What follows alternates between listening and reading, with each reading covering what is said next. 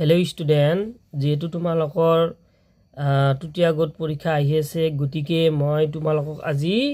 आगर भिडिओत हयतो किछु दिसिलु perimeter area दिसिलु আজি तुम्हालोকক की 7 number चैप्टारर परा फ्रैक्शन तुम्हालोकर पेज नम्बर আছে 40 আৰু 84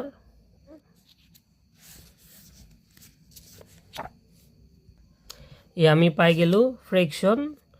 भग्नांश 40 to 41 पेज यात आमी मैं प्रथमे तुम्हालोक यात बुझाइ आछु जे फ्रैक्शन की बस्तु या फ्रैक्शन बुली कले याते माने की भग्नांश फ्रैक्शन माने हल भग्नांश और भग्नांशर जिनुकाके आमी अखमियात कोৱা যায় की यात लब और तलत कय की हर गतिके এই ফ্ৰেকশন মানে হৈছে কি ওপৰত নিউমাৰেটৰ আৰু তলত হল ডিনোমিনেটৰ ওপৰত কয় ওপৰত কব লব তলত কব হৰ এইটো হল ফ্ৰেকশনৰ যেটো মানে আহিটো এইখিনি আৰু ইয়াত তোমালোকে ফ্ৰেকশন মানে বহুত কেইটা ফ্ৰেকশন পাবা মই তোমালোকক লিখি দি আছো এনেকুৱা ধৰণৰ আছে প্ৰপাৰ ফ্ৰেকশন বুলি ক'লে কি হয় ওপৰত সদায় কি হ'ব সৰু যেটো আমাৰ মান থাকিব ভগ্নাংশ থাকিব হেটো হ'ব সৰু আৰু তলত কি হ'ব ডাঙৰ মদিনত ডাঙৰ আৰু ইম্প্ৰপাৰ ফ্ৰেকশন বুলি ক'লে কি হয় ওপৰত হ'ব ডাঙৰ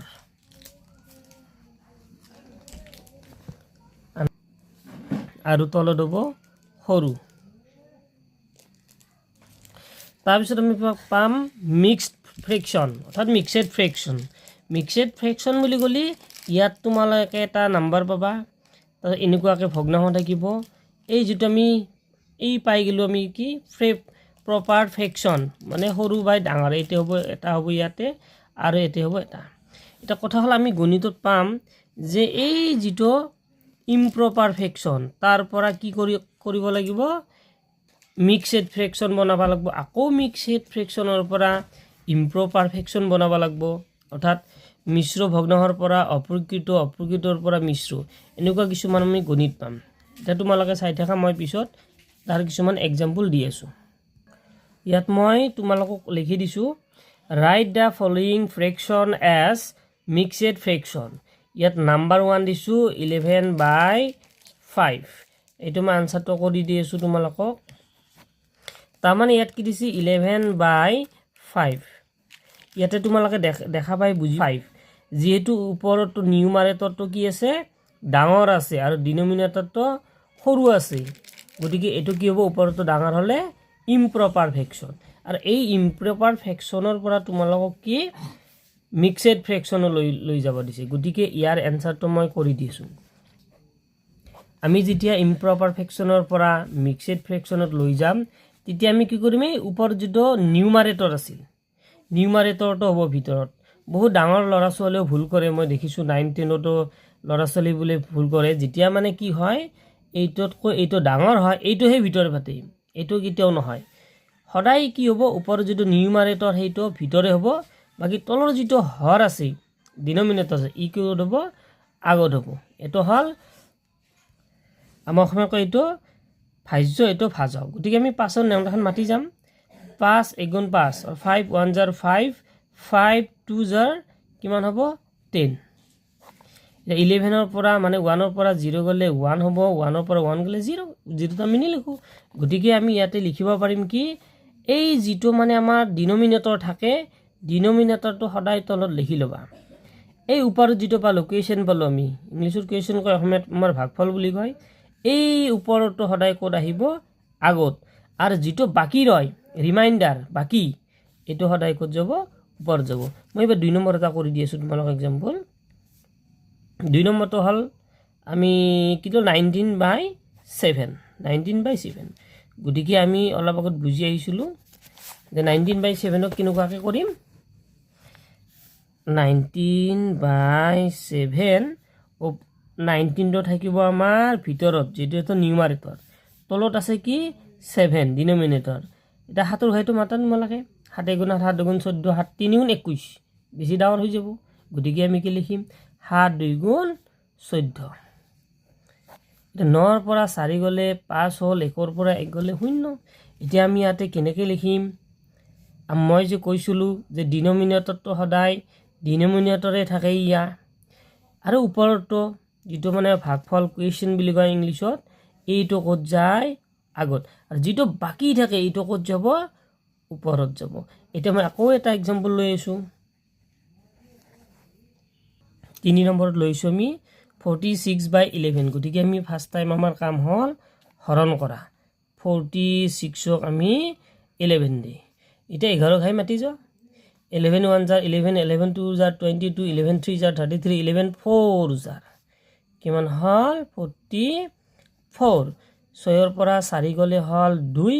এতিয়া 4 পৰা 4 গ'লে 0 এতিয়া আমি ইয়াত কি লিখিম কোৱাচোন নিশ্চয় 11 আছিল 11 যিটো আমাৰ তলৰটো আমি তলতে লিখি ল'লোঁ এতিয়া আগৰটো ক'ত যায় সদায় ওপৰটো আগত আৰু যিটো আমাৰ বাকী ৰিমাইণ্ডাৰ সেইটো সদায় ওপৰত নিশ্চয় বুজিব পাৰিছা ইয়াতে আছে 14/13 গতিকে আমি কি কৰিম ইয়াত হৰণ কৰি ল'ম ফাৰ্ষ্ট টাইম হৰণ 14ক 13 দি 13 এক গুণ আমি কিমান পালোঁ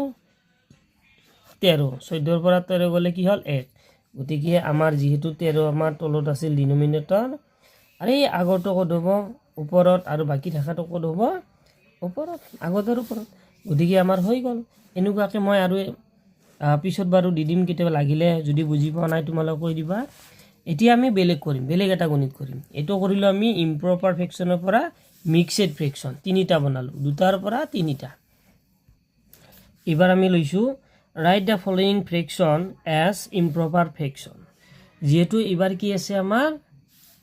এইটো মিক্সড ফ্ৰেকশ্যন আছে যিহেতু 3টা আগত আছে তলত আছে ওপৰত গতিকে আমি ইয়াত 3টা এক্সাম্পল লৈ লৈছোঁ ইয়াতে চাবা 2 আছে 3/5 এইটো মিক্সড ফ্ৰেকশ্যন গতিকে আমি মিক্সড ফ্ৰেকশ্যনৰ পৰা যেতিয়া আমি ইম্প্ৰপাৰ ফ্ৰেকশ্যনত লৈ যাম তেতিয়াহ'লে আমাৰ এটা ইজি মেথড আছে চা তলত যি আছে এইটো সদায় বহাই লোৱা 5 ঠিক এইটোৰো যদি আমি এনচাৰটো কৰিবলৈ যাওঁ তেতিয়াহ'লে এইটোৰো এনেকুৱা হ'ব 5 1/2 চাবা 3টা আছে ইয়াতে তলত যি আছে তাকে হ'ব ডিনমিনেটৰটো সদায় এই সেম থাকিব ঠিক এইটো এনেকুৱা হ'ব মই এইটো একেলগে কৈ দিছোঁ 7 কি আছে 2/3 গতিকে ইয়াত কি আছে তলত 3 এতিয়া ওপৰৰ নিয়মটো কেনেকুৱা হৈছে ওপৰত ইয়াতে আগত কি আছে আগত আছে 2 ইয়াতে আছে কি 5 2 5 গুণ 10 আৰু ওপৰতো যোগ মানে এইটো কি কৰিব লাগিব পূৰণ কৰি এই পূৰণ ফলটো ইয়াৰ লগত কি যোগ কৰিব 2 5 গুণ 10 10 3 13 মই অলপ শ্বৰ্টকাট দিছোঁ তোমালোকে আৰু ভালদৰে চাই ল'বা যিটো আমি পিছত ডাঙৰ হ'লে শ্বৰ্টকাটে কিছুমান জানিব লাগিব এতিয়া এইটো কেনেকুৱা হ'ব আগত কি আছে 5 তলত কি আছে 2 5 2 গুণ 10 আৰু ওপৰত একটো যোগ কৰিলে কিমান হ'ব 11 বঢ়িয়া আকৌ ইয়াতে কি আছে আগত আছে 7 7 3 গুণ কিমান হ'ব 21 21 2 22 23 গতিকে ওপৰত কিমান হ'ল 23 তলৰটো ভাবি কিনে লাভ নাই তলত যি আছে ডাইৰেক্ট ডিনমিনেটৰ সেইটো ভৰাই দিবা নিশ্চয় বুজিছা এবাৰ মই 3 নম্বৰত এই ফ্ৰেকশ্যনৰে এটা বেলেগ ধৰণৰ গণিত লৈছোঁ ইয়াত আছে কি reduce the following fraction to the lowest form মানে যিমান পাৰা এই যিটো মানে ভগ্নাংশ তাক সৰু বনাব লাগে অৰ্থাৎ ৰিডিউচ কৰিব লাগে সৰু বনাব লাগে গতিকে এই ৰিডিউচ কৰিব গ'লে লোৱেষ্ট ফৰ্ম বনাব লাগিলে তোমালোকৰ আটাইতকৈ দৰকাৰী কথাটোৱে হৈছে আমাৰ নেওঁতা যদিহে তোমালোকৰ নেওঁতা জানা নাথাকে গতিকে নেওঁতাটো জানাৰ বহুত দৰকাৰী নেওঁতা জানিলেহে তোমালোকে এই ৰিডিউচ কৰিব পাৰা এতিয়া মই অলপ সহজভাৱে মই বুজাই দি আছোঁ ইয়াতে চাবা ইয়াতে যে 45/60 এতিয়া এই 45 আৰু 60 এনেকুৱা এটা সংখ্যা দি তোমালোকে পুৰণৰ নেওঁতা মাতা যাতে দুয়োটাকে যাব এতিয়া নিশ্চয় তোমালোকে ইয়াত এই 5ৰে কৰিব পাৰা 5 এয়া 5ৰে যদি মই মাতি যাওঁ 5 কিমান হ'ব 5 12 গুণ 60 5 9 গুণ 45 চাবা 5 12 গুণ 60 কাটা গ'ল আকৌ 5 9 গুণ 15 ঠিক 9 আৰু 12টো কিহেৰে যাব নেওঁতা 3ৰে যাব গতিকে 3 3 গুণ 9 3 4 গুণ কিমান হ'ল 12 এতিয়া ওপৰত থাকিল কি আমাৰ 3 তলত থাকিল কি 4 এবাৰ 2 নম্বৰটো চোৱা 2 নম্বৰ এটা সহজ নিয়ম আছে সেই সহজ নিয়মটো তোমালোকক বুজাই দি আছোঁ যদিহে কেনেবাকৈ গণিতত ওপৰত আৰু তলত 0 থাকে শূন্য থাকে তেতিয়াহ'লে তোমালোকে একো টেনশ্যন নল'বা ডাইৰেক্ট শূন্য আৰু শূন্য কাটিবা কিন্তু এটা কথা শূন্যটো পিছতহে থাকিব লাগিব শূন্যটো যে মাজত থাকিল হয় এই শূন্য আৰু ইয়াৰে মাজত ধৰিলে এটা শূন্য আছে তেতিয়া কিন্তু কাটা নাযাব গতিকে শূন্য শূন্য কাটিলোঁ 9 আৰু 15 কিহৰ নেংটাৰে যাব নিশ্চয় 3ৰে যাব 3 3 গুণ 9 কাটিলোঁ আকৌ 3 5 গুণ 15 মই তাতে 3 বুলি ভাবি লৈছোঁ ঠিক এনেকুৱাকৈ আৰু এইটো আছে 48/72 ইকুৱেল এইটো কেনেকৈ যাব চোৱা এই দুটা এটা যেটো মই টিচাৰ হিচাপে মই গম পাওঁ এইটো ডাঙৰ সংখ্যা 12ৰে যাব কিন্তু তোমালোকে অলপমান সৰুৰে চোৱা যে 48 আৰু 12 বা 17 কিহেৰে যাব এইটোক যাব 8 6 গুণ 48 আমি জানো 8 6 গুণ 48 এটো কি যাব 6 8 9 গুণ 72 8 9 গুণ 72 গতিকে আমি ইয়াতে চাব পাৰিম যে এই 8ৰে দুইটা গৈ আছে গতিকে আমি এটা 8 ললো এই 8 6 গুণ 48 8 9 গুণ 72 ওপৰ থাকিল 6 তলত থাকিল 3 এই 6 আৰু 3 আকৌ আমি 3ৰে কাটিব পাৰোঁ 3ৰে হয় না নাই 3ৰে কাটিব পাৰোঁ গতিকে 3ৰে কাটিলে কি হ'ব 3 দুগুণ 6 আকৌ 3 3 গুণ 9 তেতিয়াহ'লে ওপৰত থাকি গ'ল আমাৰ 3 তলত থাকি গ'ল ওপৰত থাকি গ'ল 2 তলত থাকি গ'ল 3 গতিকে গোটেইকেইটাৰ এইটো মই লিখিব পাহৰিছিলোঁ ইয়াত ওপৰত 3 তলত 5 গতিকে আমি গম পালোঁ যে লয়েষ্ট ফৰ্মত কেনেকুৱাকৈ লৈ যায় গতিকে মই আজিৰ এই ভিডিঅ'ত এইখিনিয়ে দিছোঁ ফ্ৰিকশ্যনৰ কেইটামান ইম্পৰ্টেণ্ট ইয়াৰ পাছত মই তোমালোকক ক্লাছ 6ৰ মেথছৰ আৰু কেইটামান দি দিম তোমালোকে হয়তো এই মোৰ ভিডিঅ'টো ছাবস্ক্ৰাইব কৰি ল'বা যি ভিডিঅ' পা তোমালোকে ভালদৰে চাই ল'বা আজিৰ কাৰণে ধন্যবাদ